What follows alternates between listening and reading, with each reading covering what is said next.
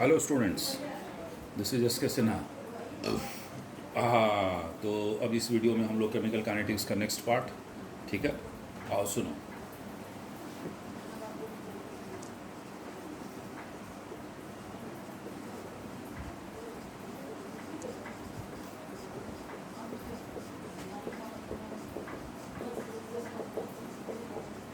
देखो, दो चीज़ होता है, what is order and molecularity of the reaction.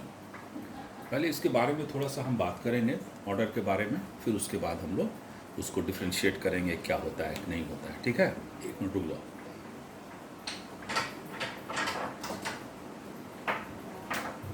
Now see, suppose अगर कोई रिएक्शन हो रहा है और A mole of A, B mole of B, C mole of C, and then product is forming. Correct? तो रेट ऑफ रिएक्शन जो हम law of mass action से लिखते हैं वो हम क्या लिखेंगे? A to the power A, B to the power B और C to the power C, ऐसे करके लिखेंगे, है ना। ये जो कोफिशिएंट था वो चला गया था पावर में। नाउ लोगों के दिमाग में बात आई, क्या एक्चुअली कोफिशिएंट पावर का जाता है और उसके हिसाब से रेट फॉलो करता है? It was found experimentally that it is not essential. Sometimes it may be, but it is all the time it is not equal, that this power should be this A, B and C. It will be something different, that is X Y Z. जरूरी नहीं है कि ये A B C जैसे 2 3 4 है तो यहाँ भी 2 3 4 होगा। हो सकता है कि यहाँ पर माइनस में भी हो सकता है, फ्रैक्शन में भी हो सकता है, जीरो भी हो सकता है, कोई ज़रूरी नहीं है। ये एक नई बात लोगों के सामने आई है, मतलब कि ये जो पार्ट था ये एक्सपेरिमेंट से पता किया गया कि रेट ऑफ रिएक्शन जो है ज़रूरी नहीं है कि A B और C पर ही डिपेंड करे। हो सकता है A B पर डिपेंड करे, हो सकता है खाली B खाली C, हो सकता है B C A, लेकिन तीनों का होना जरूरी है उस प्रोडक्ट के बनने में। मेरी बात समझो, रिएक्शन के होने में तीनों का होना जरूरी है, लेकिन रेट जो होता है, रेट का मतलब क्या हुआ? रिएक्शन का स्पीड। जैसे मान लो सपोज करो कि A और B धीरे धीरे ये आपस में नया नया बॉन्ड बना के प्रोडक्ट बना रहा था, और C जो था, है ना, उसका होना जरूरी है, लेकिन अगर उसका हम कंसंट्रेशन को वैरी कराएंगे तो इस पर असर नहीं पड़ेगा। जैसे कि एग्जांपल ले लो, ईस्टर। जैसे देखो, ईस्टर का हाइड्रोलिसिस तो क्या लिखते हैं हम लोग, क्लास 10th में पढ़े होंगे, ईस्टर प्लस वाटर तो वापस एसिड और अल्कोहल बनता है ना, जैसे CH3COO C2H5, और इसमें पानी मिला दो तो क्या बनेगा? CH3COOH plus C2H5OH। Reversible reaction है, मालूम है। तो ईस्टर का हाइड्रोलिसिस हो रहा है। हाइड्रोलिसिस ऑफ ईस्टर में पानी का होना जरूरी है, लेकिन ये जरूरी नहीं है तो कि रेट जो होगा वो वाटर के कंसंट्रेशन पर डिपेंड करे। ऐसा नहीं कि वाटर का कंसंट्रेशन हम बढ़ा देंगे तो स्टेरिफिकेशन हाइड्रोलिसिस फास्ट हो जाएगा, ऐसा कुछ नहीं है। आप इसका 5 ग्राम लीजिए, 10 ग्राम लीजिए, 20 ग्राम लीजिए, कोई फ़र्क नहीं पड़ेगा। इसको जैसे बनना होगा इसमें वैसे ही बनेगा, लेकिन इसका होना ज़रूरी है।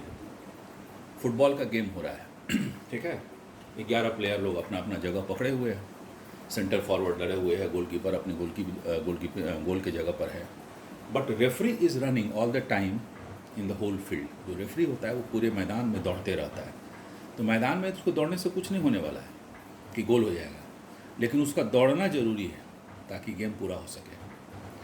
इस पानी का होना ज़रूरी है इस हाइड्रोलिसिस को होने के लिए, लेकिन इसको बढ़ाएंगे घटाएंगे तो इसके रेट पर असर नहीं पड़ेगा, पहली बात, ठीक।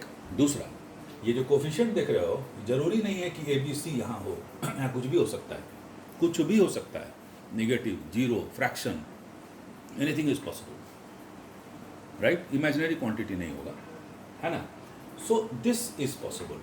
अब लोगों ने क्या किया, तब इसका नाम दिया लोगों ने ऑर्डर, कि मान लो कि यहाँ पर हाफ है या 2 है, यहाँ मान लो 3 है, यहाँ 5 है, और यहाँ कुछ और है, तो बोलेंगे this second order with respect to A, third order with respect to B, fifth order with respect to C, nth order जो भी हो, और सब कुछ जब जोड़ देंगे तो total order of the reaction निकल जाएगा।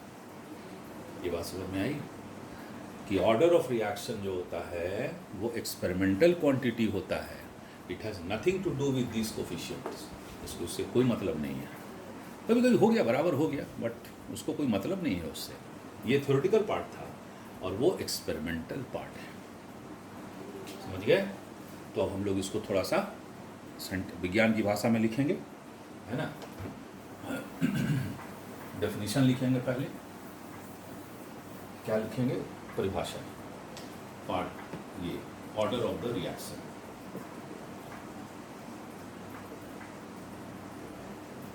ठीक है, तो ऑर्डर ऑफ रिएक्शन क्या होता है? तो ये होता है, it is the algebraic sum of power of concentration terms in a given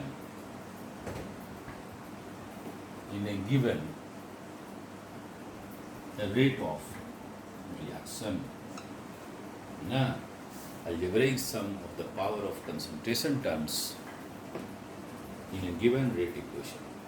जैसे अगर A mole of A, B mole of B, मान लो ये प्रोडक्ट में कन्वर्ट हो रहा है, तो रेट बराबर होगा K A to the power X B to the power Y and X plus Y is equal to order of reaction. ये पहला पॉइंट दोगे, ठीक। दूसरा पॉइंट क्या दीजिएगा? ये पहला पॉइंट हुआ। Second point, it is a complete experimental quantity.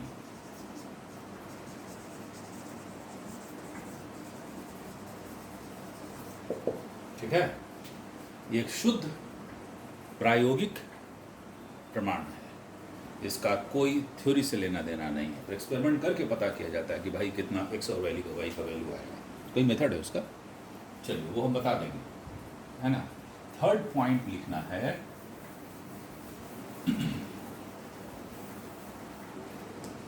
क्या लिखना है third point? It may B माने ऑर्डर ऑफ द रिएक्शन 0, ठीक है, नेगेटिव और इवन एनी फ्रैक्शन।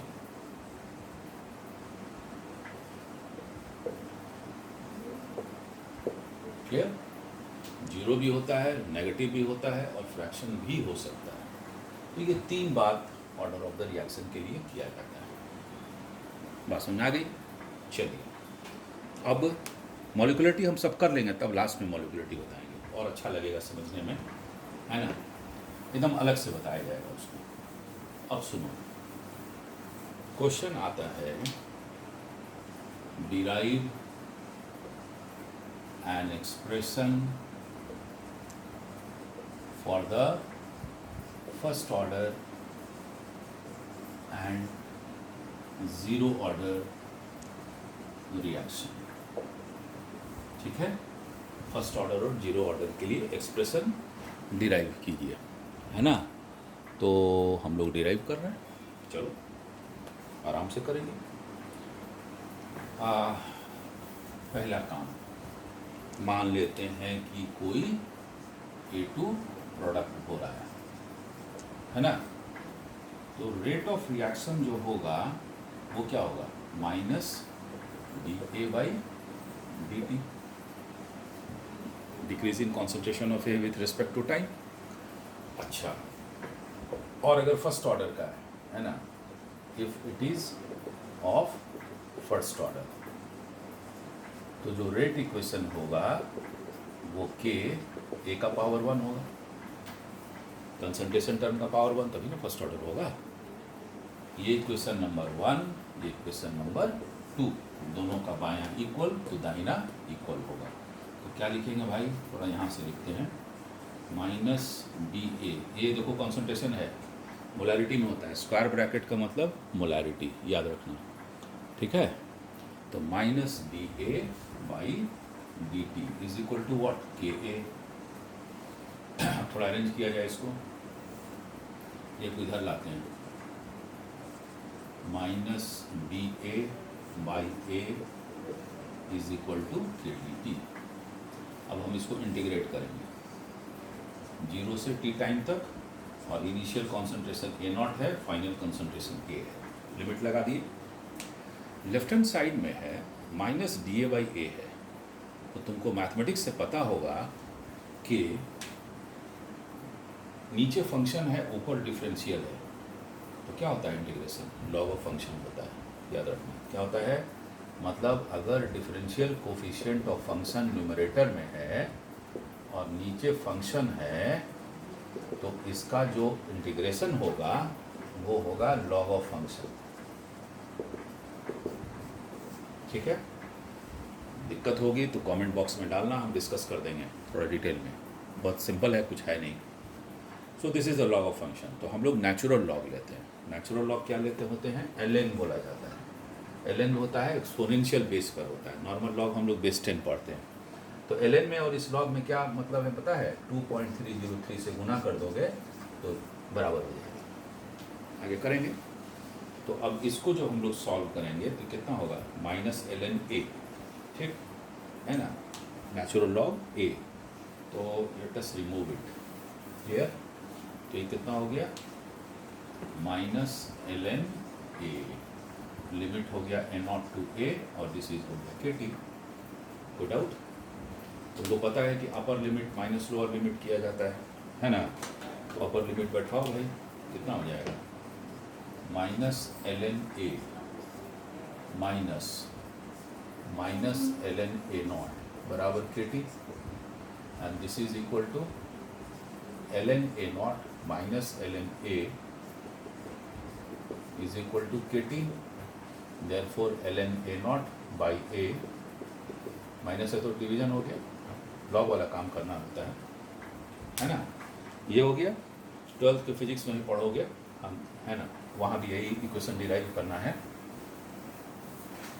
तो अब ये हो जाएगा हमारा, के को इस तरफ ला रहे हैं, टी को इस तरफ ला रहे हैं, तो क्या हो गया 1 by T ln a naught by a, this is equal to K, and ln का मतलब हो गया 2.303 लॉग बाई टी, लॉग कितना हो गया, a naught by a is equal to K. This is the final equation of the first order equation. कोई reaction अगर first order को फॉलो करता है काइनेटिक्स को, तो उसका जो समीकरण होगा वो हमारा यही होगा। ए नॉट इनिशियल कॉन्सेंट्रेशन है, फाइनल है, टी टाइम है, के जो रेट कांस्टेंट हो गया। के को क्या बोलोगे, rate constant, rate constant of first order. इसका यूनिट क्या होगा रेट कांस्टेंट का, कोई पूछता है, कंसंट्रेशन कट गया, टाइम बचा, तो यूनिट हो गया हमारा 1 बाई टी, है ना। 1 बाई टी माने 1 बाई टाइम, तो माने क्या हो जाएगा, second inverse, time inverse, hour inverse, month inverse, year inverse, जो भी हो टाइम का इनवर्स होगा। ये हो गया हमारा फर्स्ट ऑर्डर इक्वेशन। और एक चीज़ मैं आपको बता दूं कि जितना भी रेडियो एक्टिव डिसइंटीग्रेशन होता है, डिसइंटीग्रेशन, वो सब फर्स्ट ऑर्डर को काइनेटिक्स को फॉलो करता है। जैसे कार्बन 14 है, रेडियो एक्टिव है ना, ठीक है, तो फर्स्ट ऑर्डर होगा। कोई भी रेडियो एक्टिव एलिमेंट होगा, उसका डिसइंटीग्रेशन जो होता है ना, वो फर्स्ट ऑर्डर का होता है। समझ गए। तो अब एक टर्म आया, उसका नाम है हाफ लाइफ पीरियड। बता रहे हैं उसके बारे में। क्वेश्चन आता है कि what is half life period, ठीक है।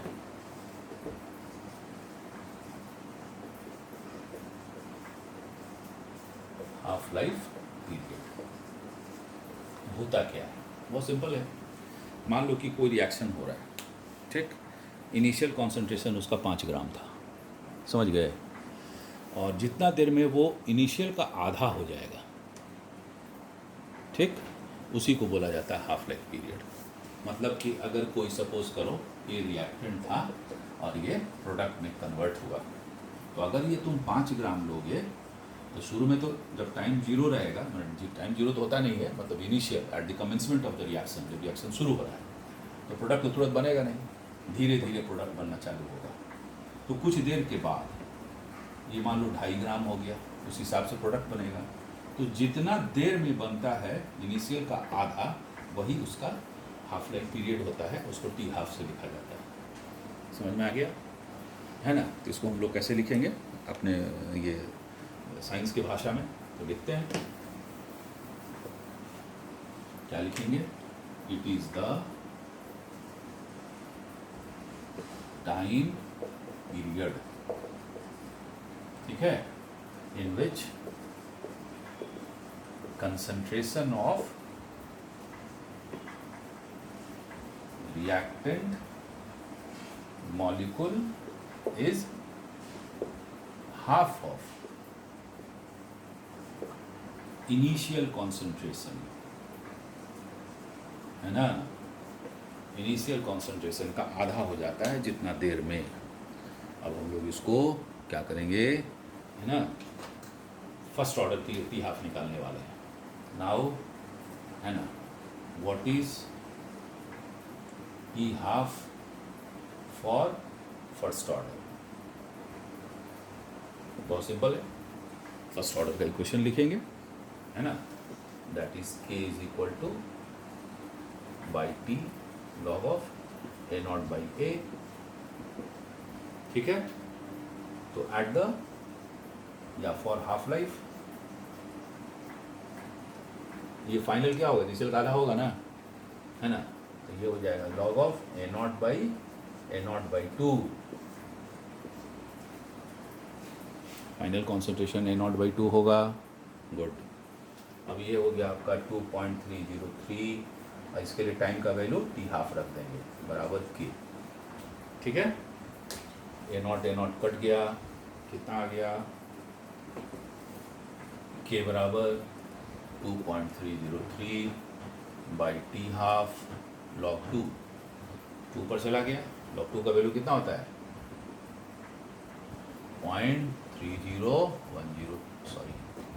30,103, बढ़िया से लिख दें, 0.30103 by T half. So T half is equal to, इसको करोगे तो 0.693 बाई के आएगा। देख लो, this is your T half equation for the first order reaction. इसमें गौर से एक चीज़ देखो तो, टी हाफ में कॉन्सेंट्रेशन टर्म है नहीं ना, है, तो कोई भी रेडियो एक्टिव डिसइंटीग्रेशन अगर हो रहा है, चूँकि फर्स्ट ऑर्डर का अगर है, या कोई भी फर्स्ट ऑर्डर का रिएक्शन है, तो वो कंसंट्रेशन पर डिपेंड नहीं करता है ना। मतलब ये हुआ, जैसे देखो बता रहे हैं कि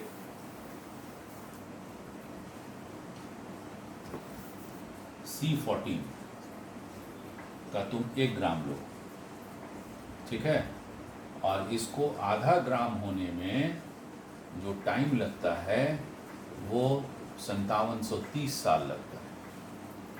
कार्बन डेटिंग किया जाता है इसी से, ठीक है। टी हाफ बोले इसको।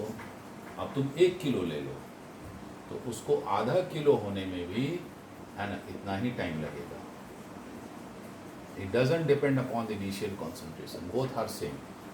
Whatever the initial amount you take, कुछ भी अमाउंट ले लो, आधा होने में समय उसका उतना ही लगेगा।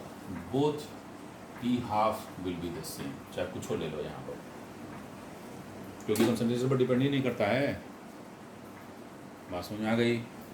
This is very important point, ठीक है।